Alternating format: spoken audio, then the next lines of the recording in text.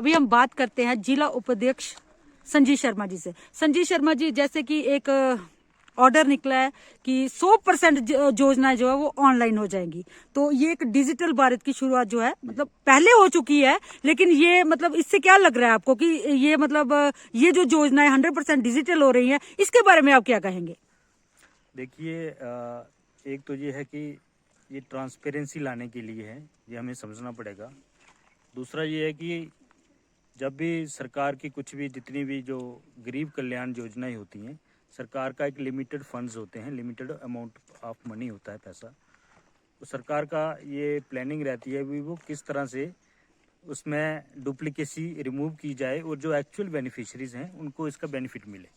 इसी चीज़ को अवॉइड करने के लिए, और जो लोग कुछ नॉन डिज़र्विंग भी रहते हैं इसमें, जो बेनिफिशरीज हैं, बेनिफिट्स ले रहे हैं, तो उनको किस तरह से थोड़ा सा और इसको प्रूफ किया जाए, उनको थोड़ा एक फ़िल्टर किया जाए, ताकि जो एक्चुअल बेनिफिशरीज हैं उनको ज़्यादा से ज़्यादा बेनिफिट मिले। और जो कुछ अपना सिस्टम को वायलेट करके भी बहुत सारे लोग आते हैं, तो ये सारा just to make more transparency and remove the duplicacy in the system. तो ये है, हो रहा है इसमें। संजीव शर्मा जी, एक सवाल आपसे करेंगे। जैसे कि कोई भी, जैसे समाज कल्याण विभाग की तरफ से अलग अलग ये पेंशन धारकों के लिए जो यूनिक आईडी बनाई जा रही है, या इस तरह के वृद्ध, अभी आपको भी पता है कि वृद्ध पेंशन का जो हो रहा है, तो इससे क्या हो रहा है कि जैसे बूढ़े बुजुर्ग हमारे काफी परेशान हो रहे हैं। कोई जैसे 90 ईयर्स का होगा, उसको भी यहाँ बिलावर हॉस्पिटल आना पड़ रहा है, तो लोगों को काफी परेशानी हो रही है, तो इसके बारे में आप क्या कहेंगे? देखिए, कुछ जो डॉक्यूमेंटेशन है, जो हैं कुछ उसमें थोड़ा सा चैलेंज है, बट हमको ये समझना पड़ेगा कि जब तक हम सिस्टम को पूरा फुल प्रूफ उसमें वहाँ पे छोटे छोटे कैंप लगे थे और वहीं पे ऑन द स्पॉट ही लोगों को डोमिसाइल इशू किए गए थे। अभी भी अगर सरकार चाहे, प्रशासन चाहे, तो वो इस तरह से इनिशिएटिव लें कि जितने भी हमारे CSC सेंटर्स हैं उनके साथ है, उनकी हेल्प लेके, प्लस इनका जो एडिशनल जो जितना भी और भी मैन पावर का हेल्प करें। संजीव जी, भाजपा सरकार अपने कार्यकर्ताओं को कई तरह के नाम देती है। कोई जैसे कोई युवा मंडल प्रधान है, कोई मंडल प्रधान है, कोई मतलब आपको भी पता है, तो ये उनके काम क्या होते हैं, उनके कार्य, उनको किस लिए नियुक्त किया जाता है, ये मुझे समझाइए। आप अगर देखेंगे, जब डोमिसाइल का भी था, तो हमारे युवा मोर्चा के जितने भी कार्यकर्ता सामने आए थे, उन्होंने कैंप लगाए और लोगों को काफी उन्होंने हेल्प की। अभी भी हमारे कार्यकर्ता ये इसी चीज में लगे हैं। ये भाजपा का कार्यकर्ता जब भी कोई भी समाज सेवा का काम होगा, तो सबसे पहले ये आगे आते हैं। अभी अगर और जरूरत पड़ती है तो हम इसको और भी आगे अच्छे लेवल पे हम जो है ग्राउंड पे जाके लोगों की और ज्यादा इसमें हेल्प कर सकते हैं। बट इसका इशू ये है कि जो एक्सेस है वो हर किसी को नहीं है इन सब चीजों में। सो ये ओनली लिमिटेड लोगों को, जो जिनके पास जो CSC सेंटर का एक्सेस है, वही कंप्यूटर में इनको चेंजेस में अपडेट कर सकते हैं। सबसे बड़ी परेशानी ये है कि गाइडलाइंस, जो भी गवर्नमेंट की गाइडलाइंस आती है, लोगों तक नहीं पहुंचती है। जैसे वृद्ध पेंशन था, तो वृद्ध पेंशन का ये है कि गवर्नमेंट के खाते में 1 रुपया नहीं जाएगा, ऑनलाइन कोई वो नहीं होगा। तो अभी जो हमारे कुछ जो फोटो स्टेट करने वाले हैं, जो कुछ इस तरह के जो दुकानदार हैं, वो उनसे एक्स्ट्रा चार्ज कर रहे थे। मतलब जैसे गवर्नमेंट को कुछ नहीं जा रहा है, तो वो 100 अबव वो लोगों से ले रहे थे। चलो, ये तो ADC बिलावर ने, विनय खोसला जी ने एक इनिशिएटिव लिया, उन्होंने इनका एक फिक्स कर दिया हुआ है। अभी भी कुछ दुकानदार है जो धड़ल्ले से ये ऐसे इस तरह से लोगों कर रहे हैं, किसी से 100 ले रहे हैं, किसी से 150 ले रहे हैं। उन लोगों को आप क्या मैसेज देंगे, उन दुकानदारों से क्या कहेंगे? देखो, ये एक सेल्फ ऑनेस्टी की भी बात आती है। आप हर काम के लिए गाइडलाइन या रूल या पनिशमेंट ही ज़रूरी नहीं होती है। हमारी सेल्फ कॉन्शियस भी कुछ होनी चाहिए, और हमारी सेल्फ ऑनेस्टी भी होनी चाहिए।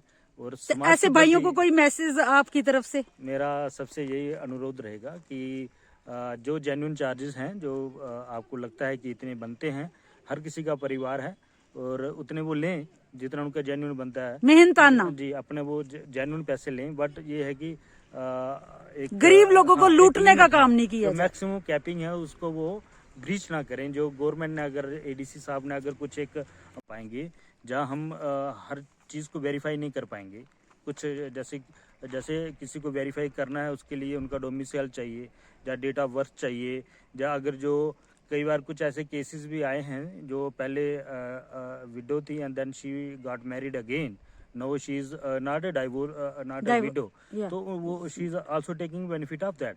तो उस ये सारी चीजें रिमूव करने, देखिए हम सरकार का किसी को परेशान करने का कोई भी इसमें उद्देश्य नहीं है, बट जो मेन मोटिव है इसके पीछे जो थर्ड प्रोसेस है कि किस तरह से जो लोग नॉन डिजर्विंग हैं उनको थोड़ा सा कम किया जाए, और जो डिजर्विंग लोग हैं, आज भी बहुत सारे माताएं हैं, बहुत सारी विधवाएं हैं, बहुत सारे सीनियर सिटीजन हैं जो एक्चुअल में डिजर्विंग है बट उनको वो बेनिफिट्स नहीं मिल रहे हैं, ताकि उन लोगों को इस सिस्टम के साथ जोड़ा जाए।